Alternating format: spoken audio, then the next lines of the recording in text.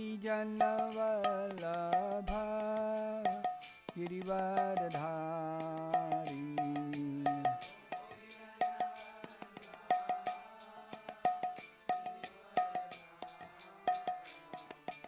गोपीजनवल्लभा गिरिवरधारी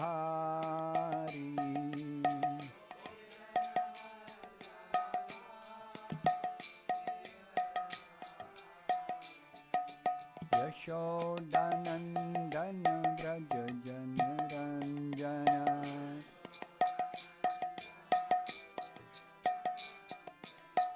यशोदानंदन व्रज जनरंजन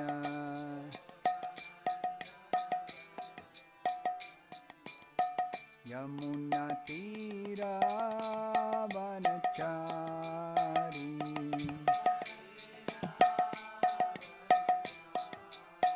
यमुना तीरावनचारी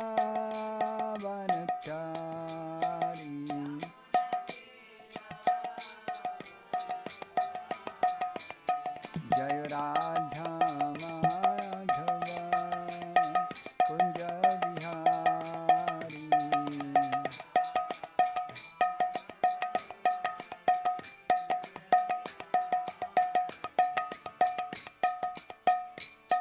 हरे कृष्णा कृष्ण कृष्ण हरे हरे हरे राम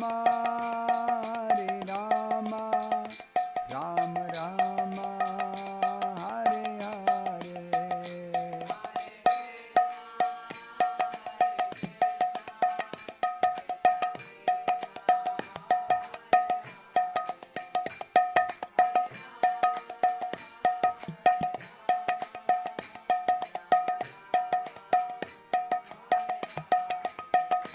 जय राधा कृष्ण चंद्र राधा कृष्ण चंद्र राधे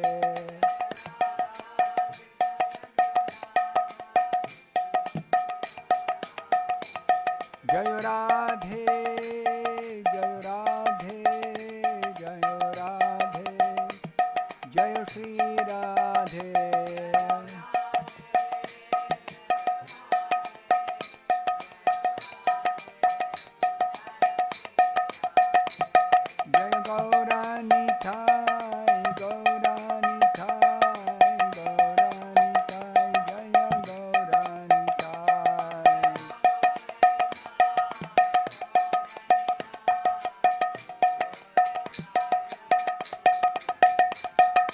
जय Prabhupada Prabhupada Prabhupada Prabhupada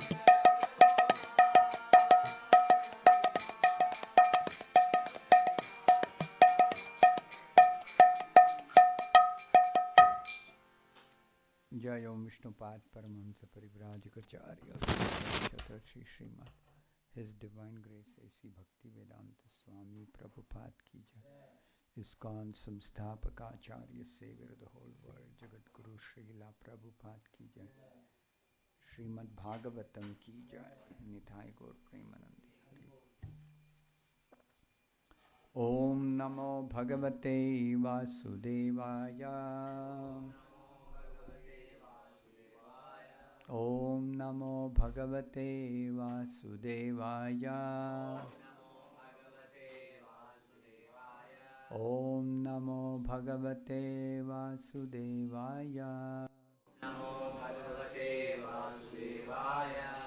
Narayanam Namaskritya Naram Chaiva Narottama Devim Saraswatim Vyasam Tato Jayam Mudiraye Nashtaprayeshva Bhadresho Nityam Bhagavata Sevaya Bhagavati Uttama Shloke Bhaktir Bhavati Naishtiki Reading from Srimad Bhagavatam, Canto 3, Chapter 16. Chapter 16 is entitled Jaya and Vijaya Cursed by the Sages. Even in Vaikuntha-loka, there is cursing. Is there cursing in Vaikuntha-loka? Vaikuntha-loka is free from all such things as curses and miseries and bad karma and suffering. So this is the mystery we should understand. What is this cursing by the sages? It's elaborately explained here. So therefore, Bhagavatam gives us some very important details about this material world and the spiritual world, both. So we will see what is that difference between cursing that goes on in the material world and the cursing that happened in the spiritual world in the past. Text number 11. Ye Brahmanan Mayi Dhiya Kshipato Archayantaha Ye Brahmanan Mayi Dhiya Kshipatorchayantaha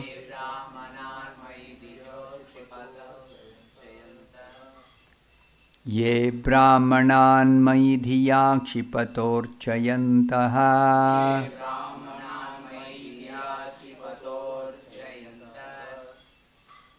Tushyad Hridaha Smita Sudhokshita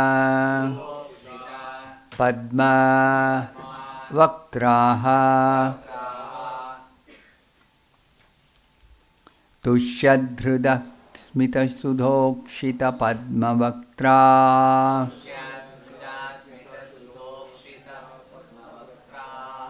Tushyadhrudah Smita Sudhokshita Padma Vaktra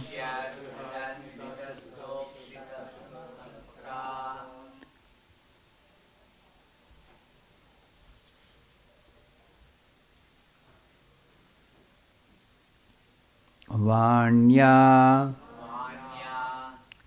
Anuraga Kalaya Atmaja Vat Grunantaha Vanyānurāga kalayātmajavad grunantaha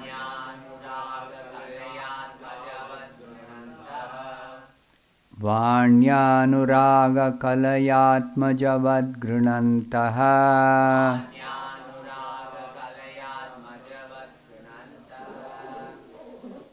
Sambodhayanti Aham Iva aham upahrutaha taihi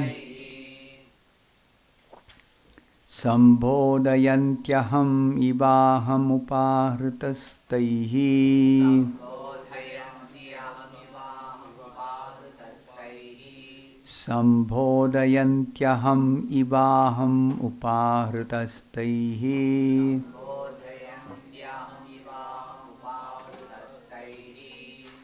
Ye Brahmanan Mayi Dhiya Kshipatorchayantaha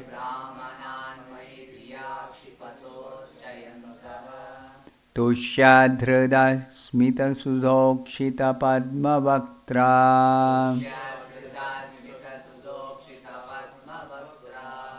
Vanyānurāga kalayātmajavad grunantaha Sambodhayantyaham ivaham upahrutastaihi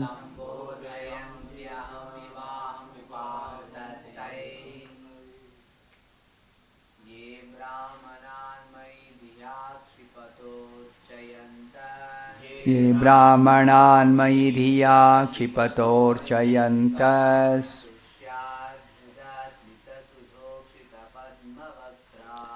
ष्यद्धृतस्मितसुधोक्षितपद्मवक्त्रा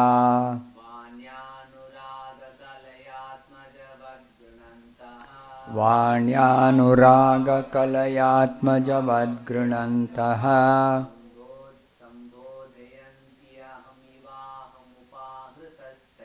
सम्बोधयन्त्यहमिवाहमुपाहृतस्तैः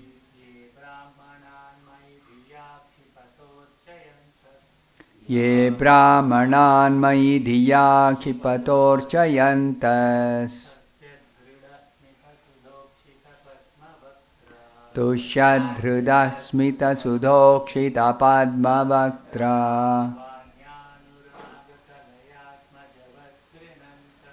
वाण्यानुरागकलयात्मजवद्गृणन्तः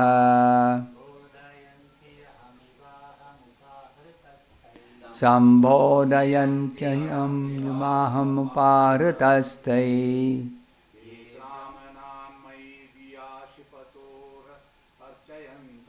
ये ब्राह्मणान् मयि धिया क्षिपतोर्चयन्तः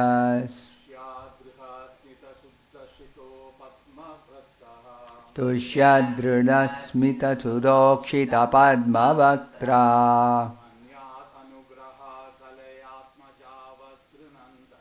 वाण्यानुरागकलयात्मजवद्गृणन्तः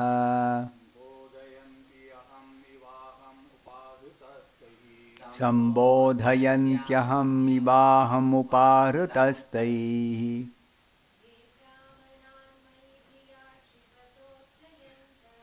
ये ब्राह्मणान् मयि धिया क्षिपतोर्चयन्तस् तुष्यदृढस्मितसुधोक्षितपद्मवक्त्रा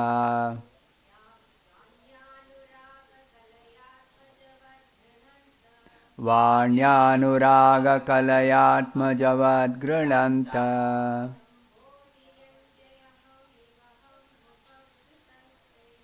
बोधयन्त्यहमिवाहमुपाहृतस्तैः ये which persons brahmanan the brahmanas mayi in me dhiya with intelligence kshipataha uttering harsh words archayantaha respecting tushyat gladdened hridaha hearts smita smiling sudha nectar ukshita wet padma lotus like vaktra faces vanya with words anuraga kalaya loving atmajavat like a sun grunantaha praising sambodhayanti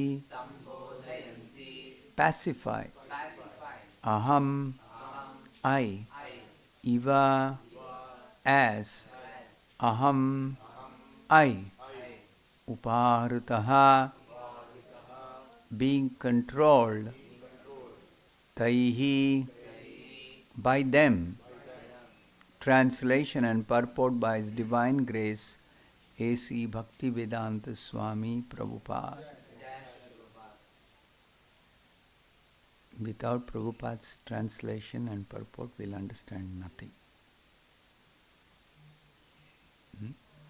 Anybody has attempted to read before coming to Krishna consciousness any of these scriptures? I used to read. I would not understand anything. It was like Greek and Latin to me. So we should be really, really, really grateful to Prabhupada. It's like opening the blind person's eyes darkened by the ignorance. Translation. On the other hand, they captivate my heart who are gladdened in heart, and who, their lotus faces enlightened by nectarian smiles, respect the Brahmanas, even though the Brahmanas utter harsh words. They look upon the Brahmanas as my own self and pacify them by praising them in loving words, even as a son would appease an angry father, or as I am pacifying you. Please repeat this translation after me. On the other hand, they captivate my heart, who are gladdened in heart, and who, their lotus faces, enlightened by nectarian smiles, respect the Brahmanas, even though the Brahmanas utter harsh words. They look upon the Brahmanas as my own self and pacify them by praising them in loving words, even as a son would appease an angry father, or as I am pacifying you. Purport by Srila Prabhupada. Jai Radha Krishna Chandra ki Jai. It has been observed in many instances in the Vedic scriptures that when the Brahmanas or Vaishnavas curse someone in an angry mood, the person who is cursed does not take it upon himself to treat the Brahmanas or Vaishnavas in the same way. There are many examples of this. For instance, the sons of Kuvera, when cursed by the great sage Narada, did not seek revenge in the same harsh way, but submitted. Here also, when Jaya and Vijaya were cursed by the four Kumaras, they did not become harsh towards them. Rather, they submitted. That should be the way of treating Brahmanas and Vaishnavas. One may sometimes be faced with a grievous situation created by a Brahmana, but instead of meeting him with a similar mood, one should try to pacify him with a smiling face and mild treatment. Brahmanas and Vaishnavas should be accepted as earthly representatives of Narayana. Nowadays, some foolish persons have manufactured the term Daridra Narayana, indicating that the poor man should be accepted as the representative of Narayana. But in Vedic literature, we do not find that poor men should be treated as representatives of Narayana. Of course, those who are unprotected are mentioned here, but the definition of this phrase is clear from the Shastras. The poor man should not be unprotected, but the Brahmana should especially be treated as the representative of Narayana and should be worshipped like him. It is specifically said that to pacify the Brahmanas, one's face should be lotus-like. A lotus-like face is exhibited when one is adorned with love and affection. In this respect, the example of the fathers being angry at the son and the sons trying to pacify the father with smiling and sweet words is very appropriate. Thus ends the Bhaktivedanta purport. Om Ajnanatirmirandasya Jnananjana Shalakaya Chakshurunmilitam Yena Tasmai Shri Gurave Namaha. Nama Om Vishnupadaya Krishna Presthaya Bhutale Srimate Bhaktivedanta Swaminiti Namine Namaste Saraswate Deve Gauravani Prachate Nirvishesha Shunyavadi Paschatya Deshadari Jaya Shri Krishna Chaitanya Prabhu Nityananda Shri Advaita Gadadhara Srivasadi Gaurabhat Hare Krishna Krishna Krishna Hare Hare Rama Rama Rama Hare Hare. The Bhagavatam is a very special literature in which we get to hear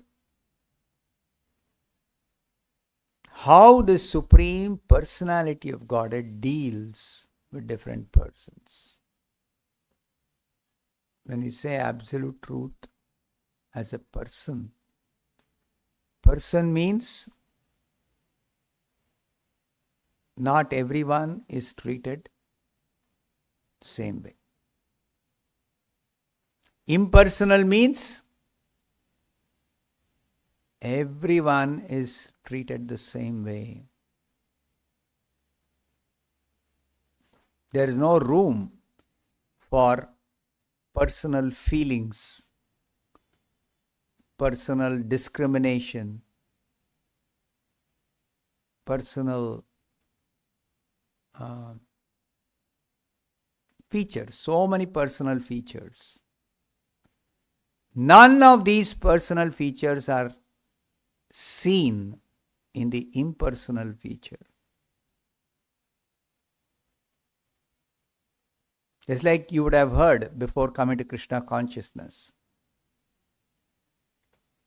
Ultimately, God is formless. Right? You have heard this? Definitely you would have heard this.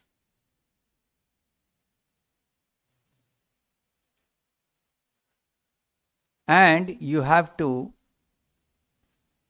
merge into that formless God. You have to become one with God. Of course, the scriptures say you should become one with God. But what it really means, most people don't understand.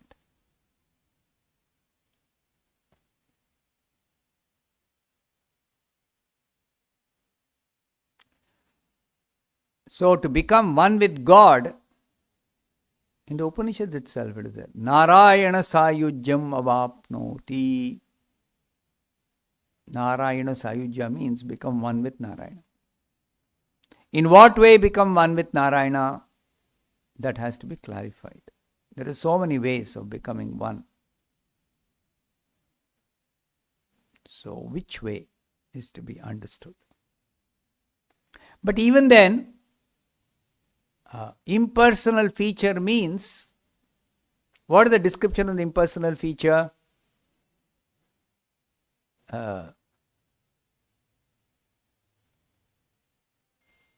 The material qualities are negated in the impersonal feature. Nirvikara, nirvishesha, nirguna, nirvachaniya, nirdosha, like that. They go on negating all material attributes.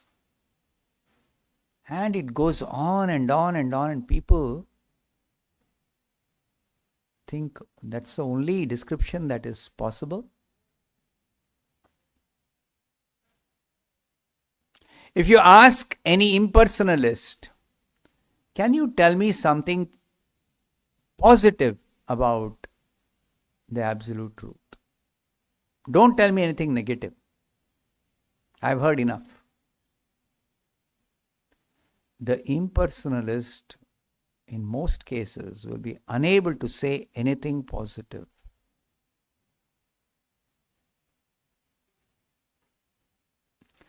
They cannot say anything positive because there is not much of positive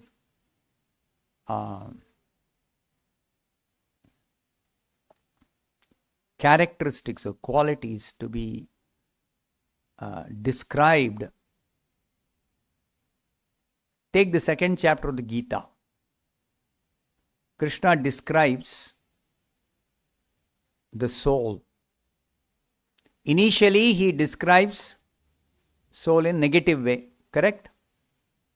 Na jayate mriyate va kadachit na ayam bhutva bhavita va na bhuyaha. And before that, so much he has told, no negative things. That is towards the end of that description. Before that description, let me see.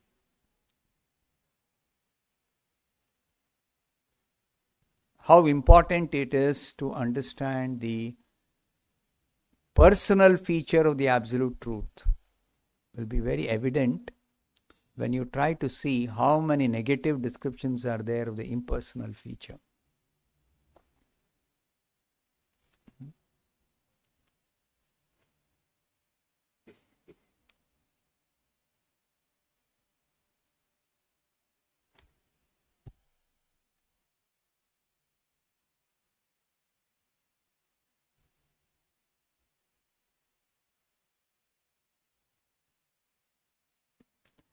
Beginning from the 13th verse of the second chapter, Dehinaha asmin dehe, asmin yatha dehe, asmin dehe, kaumaram yauvanam jara. These are all descriptions of the body.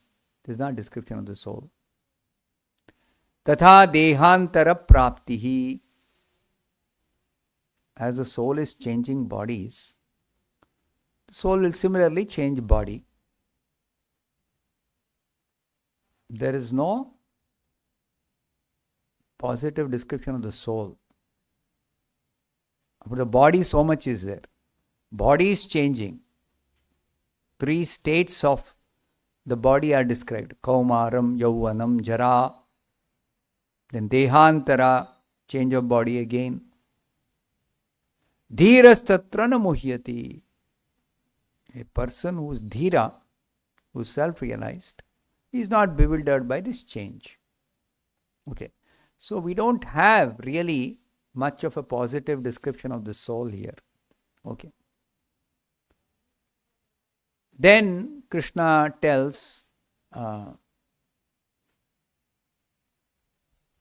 nothing much in the 14th and 15th about the soul specifically.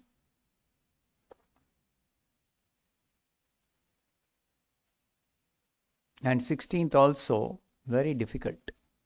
Na asataha vidyate bhavaha, na abhavaha vidyate sataha, ubhayorapi drushtontaha tu anayoho tattvadarshibhihi. There are some people called tattvadarshis. They are seers of the truth.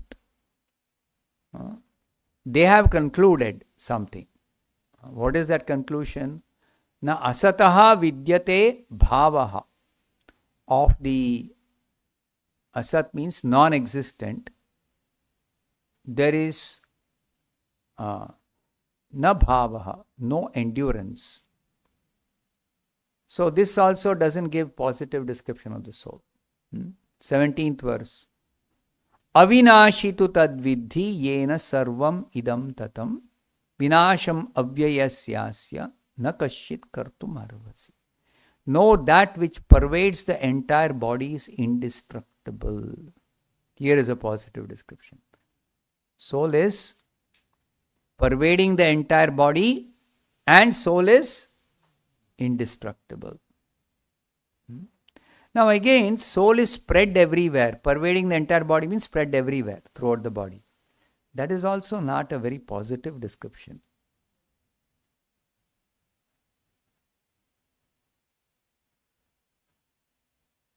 Where can I find some light? Light is everywhere. So, does it help you? If you are searching for light, If somebody tells you, light is everywhere, it is useless. Useless description, correct? So, this description, the soul is present everywhere in the body, no use. Soul is indestructible. Some extent it is useful, but again, it's not a very positive, definitive description of the soul. Cannot be destroyed.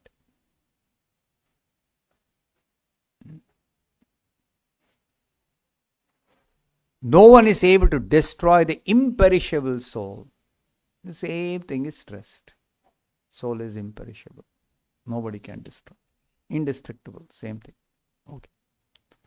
See, why I am saying this is, it's so difficult to give positive, specific characteristics or qualities of the soul or the super soul or the supreme personality of God in his impersonal feature, absolute truth in his impersonal feature. Very, very difficult.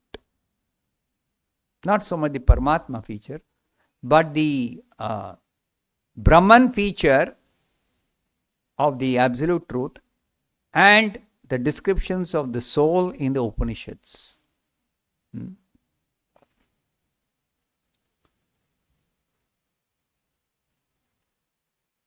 Then here, 18th verse, only the material body of the indestructible, immeasurable and eternal living entity or soul. So soul has been described again as indestructible. Already it has been described, previous verse, indestructible. Now here, why Krishna is stressing so much? Because he wants to impress upon Arjuna that you cannot kill the real person. You cannot destroy the real person. Only the body is subject to destruction. And in the beginning itself, he is told, you are not the body. A person is not the body. So that stress is for a different purpose. But as far as the positive definition or understanding of the soul is concerned, it's not helpful.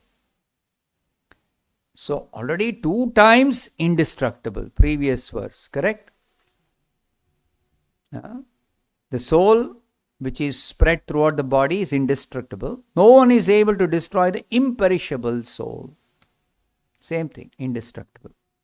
Here also indestructible.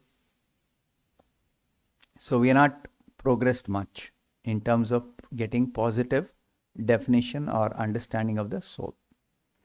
Immeasurable, again, it's positive description, cannot be measured. No, it's a negative description. It's not a positive description. Indestructible, immeasurable, all-pervading, all negative descriptions. How all-pervading is negative? That means you cannot locate it in a specific place. Cannot be localized. Cannot be localized. Okay? So therefore, it's a negative description. Indestructible, immeasurable, all-pervading, eternal. Eternal, how do you understand? Prabhupada gives a definition in the introduction. Eternal means has no beginning, no end. Again, a negative description. Okay? So, all these descriptions are negative descriptions of the soul.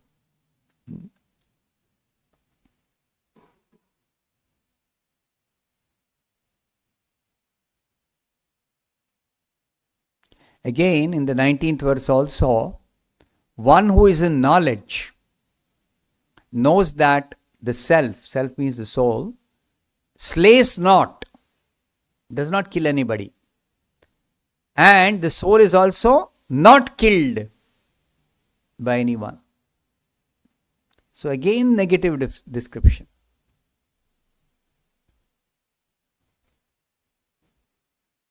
Sumadhura Krishna Das. Have you ever studied like this? Bhagavad Gita, 2nd chapter? No. It's so important.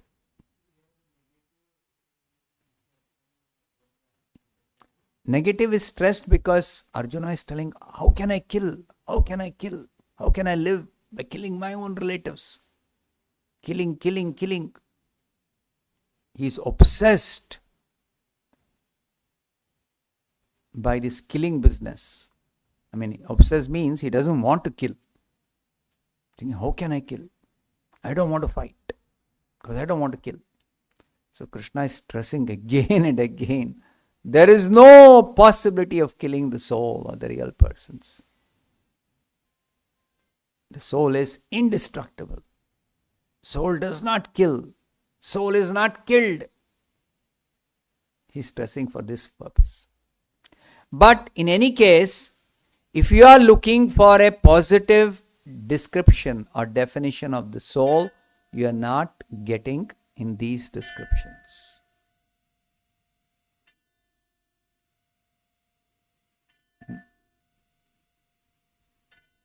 Then again, in the 20th verse,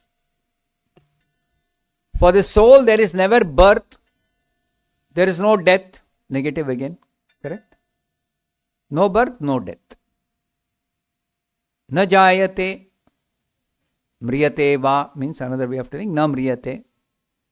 Na ayam bhutva, it did not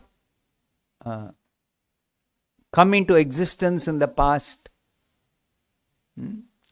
Bhavita va, neither it will come into existence in the present. Na bhuyaha, it will not come into existence in the future. Will not come into existence. Did not come into existence. Is not coming into existence. Negative. See? How many negative definitions are there? You see? In the Bhagavad Gita. In the beginning of the 2nd chapter. Because this is the way Upanishads describe the soul and Upanishads describe the Brahman, feature of the absolute truth. The impersonal feature. Same way, negative. All the Upanishads. Most of the Upanishads, not all the Upanishads. Most of the Upanishads. Then, okay, here is something positive. Ajaha. It's not positive. It's also negative. Aja means unborn. Na jayate is same as ajaha. It is again repeated. Does not take birth. Okay. Unborn. Nityaha, eternal. What does eternal mean? No beginning, no end. Negative. Shashvataha, ever existing. That is same as na ayam bhutva bhavitava na bhuyaha. Did not come into existence in the past, will not is not coming into existence in the present, will not come into existence in the future. Is another way of telling ever existing. Same thing. Okay? Na hanyate hanyamane sharire, will not be destroyed. The soul will not be destroyed when the body is destroyed. Again, negative only. Indestructible is already told, no? Indestructible. Same thing. So, Prabhupada says, of course, there's a different explanation by Prabhupada why Krishna is stressing so much about the permanence, the eternality of the soul. That is to convince Arjuna that by fighting this battle, you are not going to kill anybody. You are not going to destroy anybody. Okay.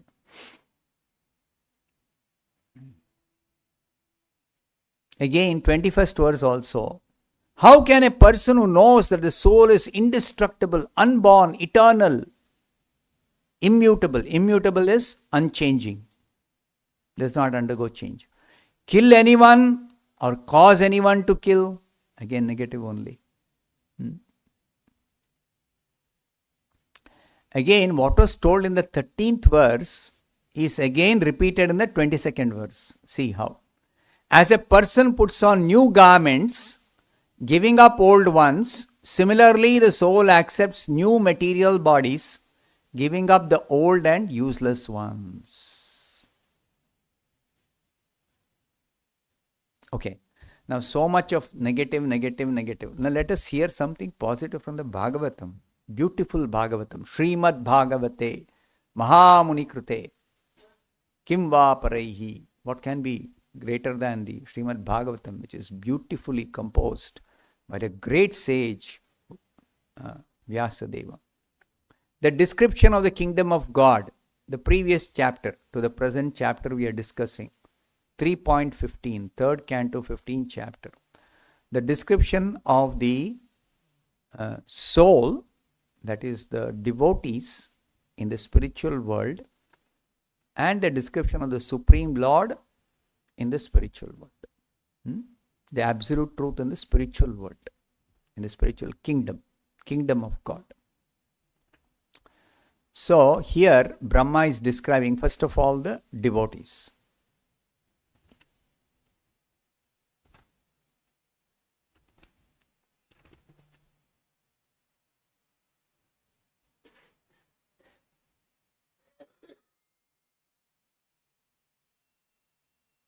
In the Vaikuntha planets, all the residents are similar in form to the Supreme Personality of Godhead. There is a positive description of the form. Narayana is four-handed, so all of them are four-handed. Positive description. They have four hands. Okay. They all engage in devotional service to the Lord. All engage in devotional service, positive activity. Whereas the description of the soul is, soul does not do anything in this material world, nor causes anyone to do anything. That's a description about the soul in the Bhagavad Gita.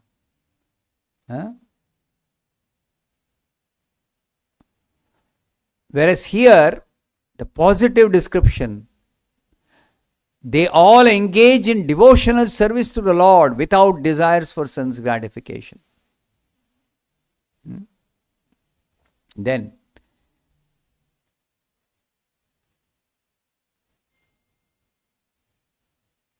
in those Vaikuntha planets, there are many forests which are very auspicious.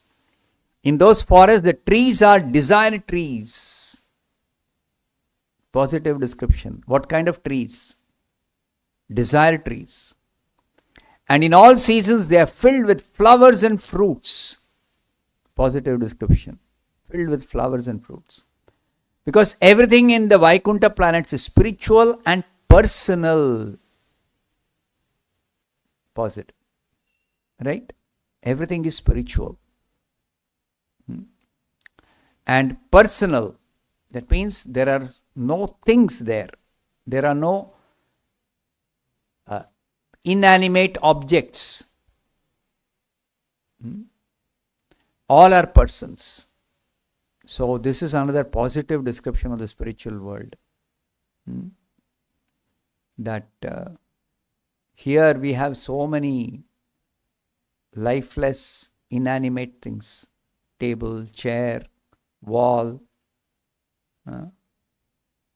building, no life.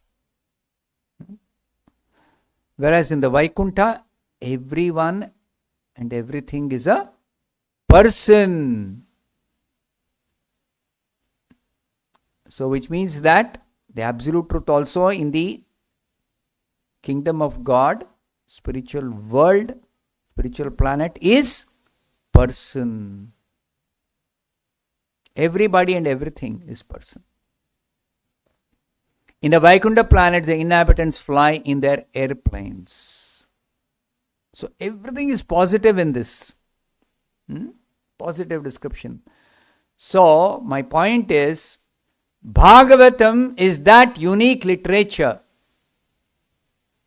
which gives positive description in terms of the absolute truth as well as the living entity. Both of them, personal attributes, personal feature. Because personal feature means so many different characteristics are there. Just like if you describe this table in terms of external appearance, you can give many descriptions. But as far as the internal innate characteristic is concerned, not much positive things can be told. Only thing you may say, it is made of wood. Not more than that. Whereas a person, okay, externally somebody may describe so many ways. But inside, when you want to actually describe the person, not exactly how the person looks, not even what the person is made of, even that there is variety. Inside also, a lot of variety is there. But more importantly about the person, the appearance may be one way, but the actual person is different than the external appearance in so many ways. So many ways. So inside means, internal description means the description of the personality, the person's feelings, the person's behavior, the person's desires, the person's achievements, the person's qualities, the person's attributes, personal attributes, so many activities, paraphernalia, relationships.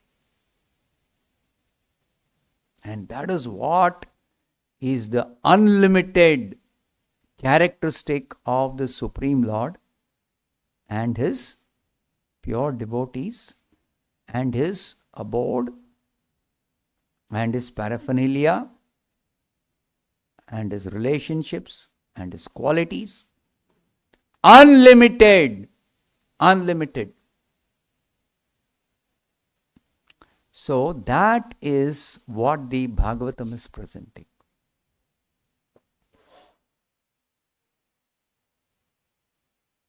So this is very important. The Supreme Lord's dealing with different persons. How He deals with these Kumaras and His own words. His specific words are here. He is a person. So therefore, He is telling what captivates His heart. They captivate my heart who are gladdened in heart and who, their lotus faces enlightened by nectarian smiles, respect the Brahmanas, even though the Brahmanas utter harsh words. The Supreme Lord Narayana is glorifying His devotees. He is glorifying His devotees. This is a characteristic of the devotees of Narayana. Devotees captivate the heart of the Supreme Lord. We have heard that the Lord captivates everyone's heart. Have you ever heard that the devotees are able to captivate the heart of the Lord? This is called confidential knowledge. Nowhere you will hear in the impersonal descriptions about the absolute truth becoming captivated by something or someone. In the impersonal description, zero. Impersonal Brahman can get captivated by somebody? No, nothing. There is no personal attributes, no feelings. Can you think of a loving exchange between the impersonalist and the impersonal Brahman? No.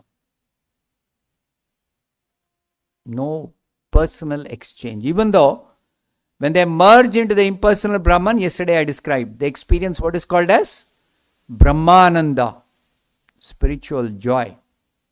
But that Brahmananda, it lacks variety. What's the difference between Brahmananda and Premananda? Premananda means the bliss of loving exchange between the Lord and His pure devotees who are engaged in devotional service. That is of unlimited variety. That bliss. That Ananda is unlimited variety. And that is the subject matter of Bhakti Rasamrita Sindhu. Bhakti Rasamrita Sindhu. That is the subject matter. So, impersonal realization, there is spiritual happiness, which is millions and billions of times more relishable than the highest material happiness in this world. Yes, that's a fact. But still, it lacks variety. It is of one kind. That's all. I feel very, very joyful. That's all. And that joy, what kind of joy is it? One kind. What is that one kind? It is basically complete freedom from all material miseries.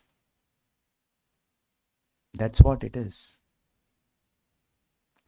Complete freedom from all material miseries. Because this material world is dukkhalayam, filled with material miseries. So such a place, we have only been experiencing misery, misery, misery, misery, misery.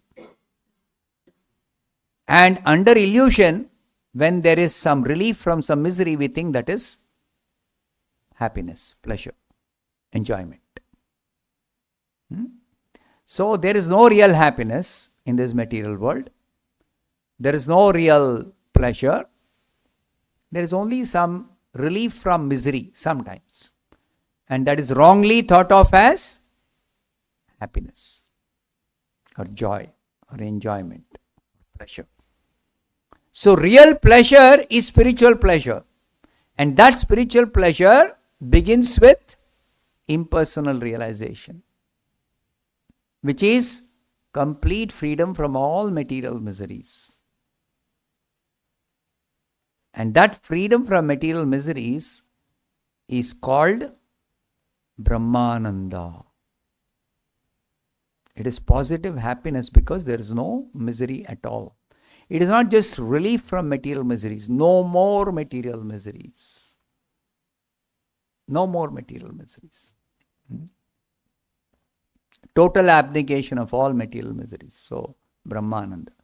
But Premananda is dynamic exchange, reciprocal exchange between the Lord and His devotee in varieties of loving exchanges in millions and billions of different kinds of relationships. So many types of relationships. They are classified for analysis sake, 5 primary relationships and 7 secondary relationships. But then, in this relational exchange, there is what is called as rasa, which is tasted by the devotee and the Supreme Lord. And that rasa, again, there are 5 primary rasas and 7 secondary rasas, corresponding to the 5 primary relationships and 7 secondary relationships. But this rasa, there is mixture of rasa.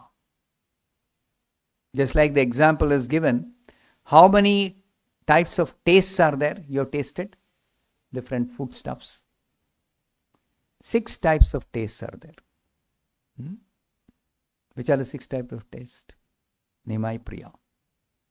Sweet, sour,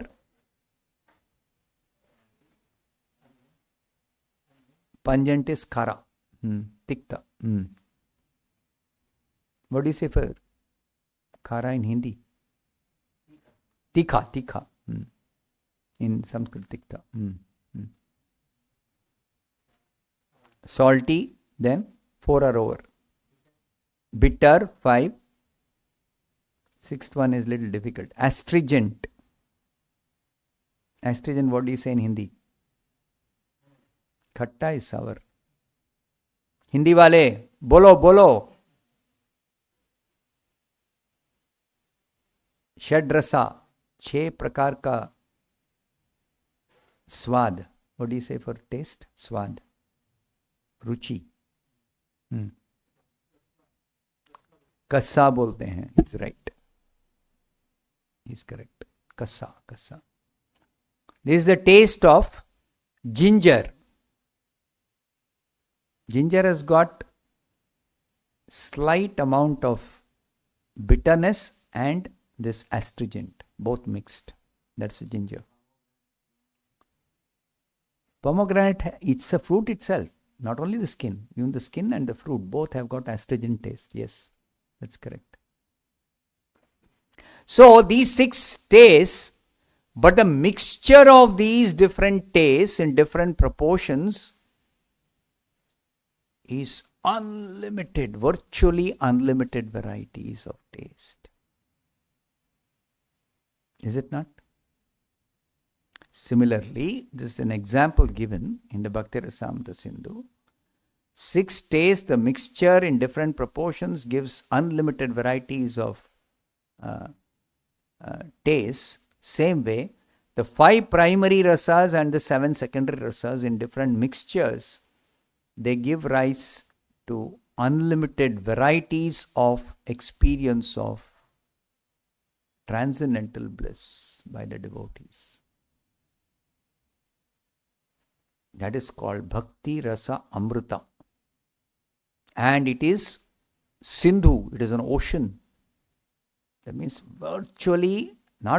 actually unlimited varieties. So that is what is bhakti all about. So when they describe bhakti as devotion to God, be devoted, they don't understand what this real devotion is. Only when explained by pure devotees, when explained by the Supreme Lord in His personal feature, only then we can get a proper description of what is bhakti. That's why Chaitanya Mahaprabhu, he is giving us Panchama Purushartha. Purushartha means by practicing dharma, what is the attainment? What is the attainment by following the rules and regulations of dharma? There are 4 benefits or gain to be acquired by practicing dharma. The first one is religiosity. Dharma itself is one of the gains of dharma. See, dharma means following the rules and regulations, injunctions of the scriptures, that leads to a person becoming religious. Becoming religious is a great gain. Why? Because as soon as somebody becomes religious, no more sinful activities. And no more sinful activities means no more material suffering. Very big thing, no? In a place which is filled with material miseries, no more material suffering is a very big gain. So that is religiosity, dharma. Artha, wealth, economic development, by which you can secure so many different sense objects for your enjoyment. Then kama, actual satisfaction of the senses. Senses are always demanding different types of gratification. So that is possible by following rules and regulations of the scriptures. Kama. Then finally, moksha. What is this moksha that is promised in the scriptures? By following dharma, you get moksha. Freedom from material existence, freedom from material miseries, complete freedom from material miseries. Even beyond securing sense objects or enjoying sense objects or freedom from material suffering, even beyond that, total freedom, complete freedom from material existence itself. No more material body. No more material existence itself. So, freedom from material existence. That is moksha. But that moksha in front of bhakti is very, very, very, very, very insignificant. Because again, the same point. There is no positive experience of what is real happiness other than total freedom from material suffering or material distress. Freedom from illusion. So no more that so-called material happiness. That also is not there. Then one is liberated. So therefore, the Bhagavatam describes these dealings of the Supreme Lord, His words, His activities, His relationships, His abode, His devotees, His feelings, His thoughts, everything personal, which is again very, very vast, very unlimited. It is unlimited actually. Personality, don't mistake the personality of the Supreme Lord, Narayana or Krishna, to be like the material personality in this world. All material personalities in this world are limited personalities. Only Narayana or Krishna or the Supreme Personality of Godhead is unlimited person. Unlimited person means unlimited in all personal attributes. Unlimited beauty, unlimited wealth, unlimited strength, unlimited relationships, unlimited paraphernalia, unlimited abode, unlimited qualities, unlimited activities, unlimited everything.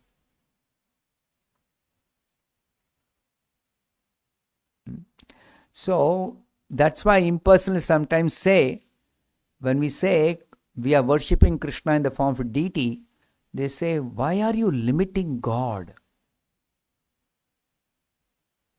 Why are you limiting God?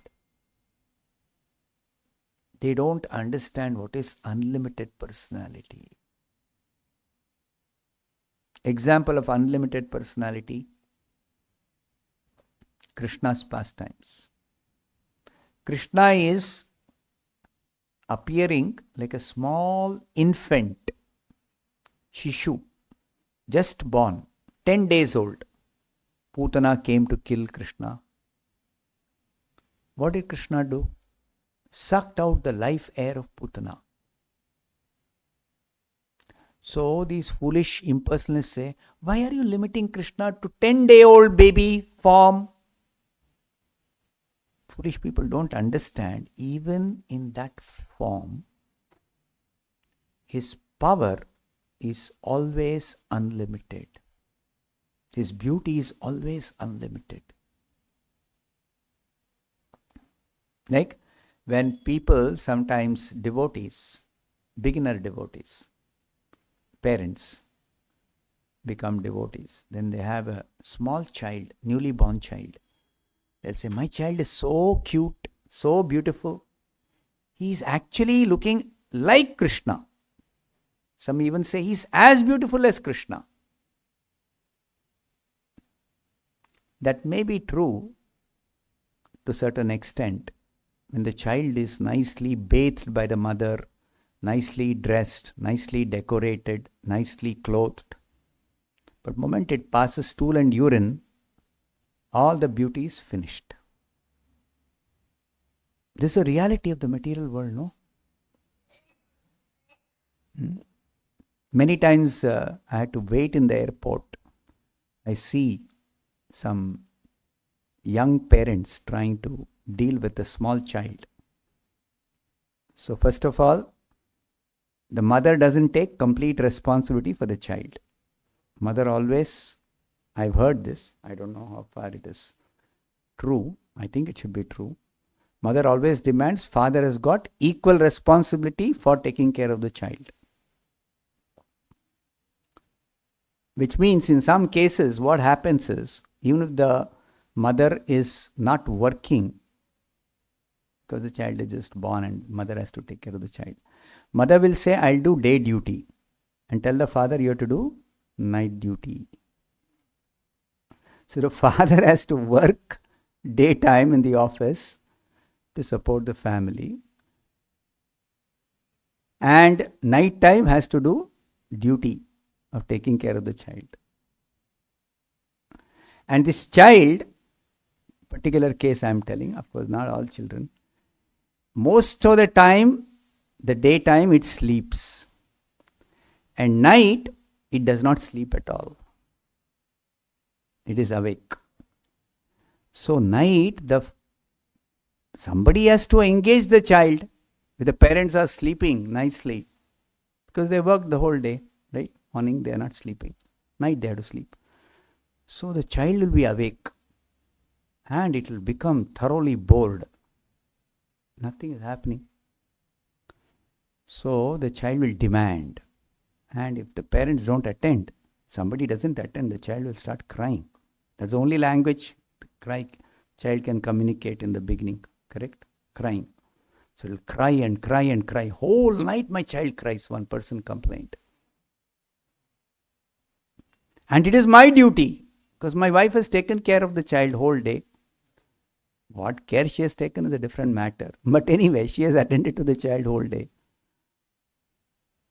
So this beauty, however much we may say somebody is beautiful, the material characteristic is, matter is actually lacking any real beauty or any real good quality. Right? Whereas spirit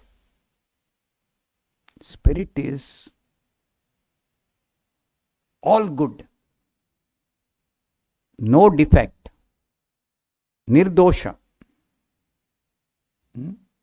So spirit is entirely different substance. And that's what Krishna tries to impress upon us in the Bhagavad Gita in the beginning.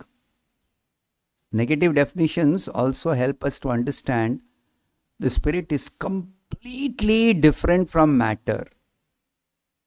It has none of the material attributes. None of the material attributes.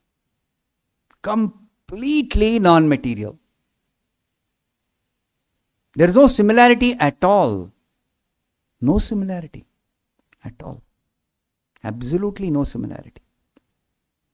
So therefore, to understand what the spirit is very difficult.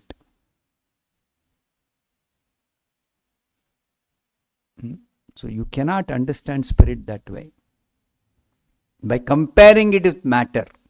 So when they try to compare with matter, they can only successfully tell it is not matter. All negative definitions. That's why the Upanishads are full of negative definitions. Because we have only experience of spirit. We don't have, we only experience of matter. We have no experience of spirit in the material world. Our regular dealings, ordinary dealings. So therefore, the negative descriptions are also important, but they do not give us any positive understanding. For positive understanding, you have to turn to the Srimad Bhagavatam.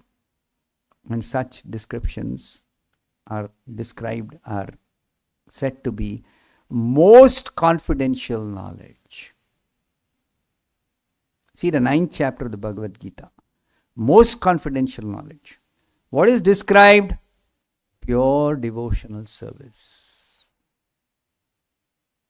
So pure devotional service is most confidential knowledge because it is not like any material activity at all. It is completely different. Totally different. So therefore, if you carefully study the 9th chapter, every verse, you can't find such a description either in the negative descriptions of the soul or the positive descriptions of matter. You can't find any such description. What is there in the 9th chapter? Most confidential knowledge. The description of pure devotional service. It's completely different. Completely different. So therefore, this Srimad Bhagavatam is very, very, very important. Very important. And in the Bhagavad Gita, there is just a hint about this pure devotional service. But Bhagavatam, complete detail of pure devotional service. All activities of the pure devotees, the Supreme Lord, are all pure devotional service. So that we have to understand. So here the Lord is describing, He's glorifying His servants, the 2 doorkeepers. The Brahmanas, the Kumaras, they became angry. But the reaction of the 2 doorkeepers, Jaya and Vijaya, it is described here by Prabhupada, that when Jaya and Vijaya were cursed by the 4 Kumaras, they did not become harsh towards them, rather they submitted. That should be the way of treating Brahmanas and Vaishnavas. So even their behavior is ideal, the Kumaras. So then let me answer the question which I raised in the beginning of the class. What is the meaning of this cursing of these 2 devotees in the spiritual world? What is this curse? So as Prabhupada says many times, there are examples of great devotees cursing somebody, even in the material world. But that curse actually is not a curse, it is a blessing. It's a benediction. Just like Narada cursed these 2 sons of Kubera. But his curse resulted in them getting darshan of Krishna, getting blessings of Krishna, getting pure devotional service towards Krishna, which is never possible even if they perform all kinds of pious activities for millions of lifetimes. They cannot get this darshan of Krishna, they cannot get pure devotional service to Krishna, they cannot get blessing of Krishna, not possible. So therefore, Narada's curse is not at all a curse. It is the greatest blessing that these 2 Kubera and sons of Kubera could ever have got. So therefore, the cursing even in the spiritual world, there is no cursing. It looks like a curse, but is actually a benediction. And what is that benediction for Jaya and Vijaya? That they are going to serve the Lord in the material world. By taking birth as demons, they are going to serve the Lord. In what way are they serving the Lord? They will participate in His Leela, in His pastime. So Prabhupada explains sometimes the Lord wants to fight against somebody. But whom will the Lord fight against? He can only fight against His devotees. He will never fight against somebody who is not His devotee. So, but devotees will never want to fight with the Lord. Why will they fight with the Lord? So therefore, the Lord, in the material world, He creates this situation. He creates the situation. That is, devotee will act like a demon. And there will be an opportunity for the Lord to fight against this demon, so-called demon, who is actually His own devotee. Therefore, Jaya and Vijaya, who are devotees, they do a different kind of service to the Lord in the material world. When the Lord appears as Narsimha, so they are present as Narsimha and Varaha. They are present as Hiranyakashipu and Hiranyaksha. The Lord appears as Rama. Then they are present as Ravana and Kumbhakarna. The Lord appears as Krishna. They are present as Shishupala and Dantavakra. Just to fight with the Lord. Just to fight with the Lord. So it is actually, this cursing is an arrangement of the Supreme Lord. It's an arrangement of the Supreme Lord for His own pastimes, His own Leela. So that we have to understand. I'll stop here. Grantaraj Srimad Bhagavatam ki jai, Srila Prabhupada ki jai.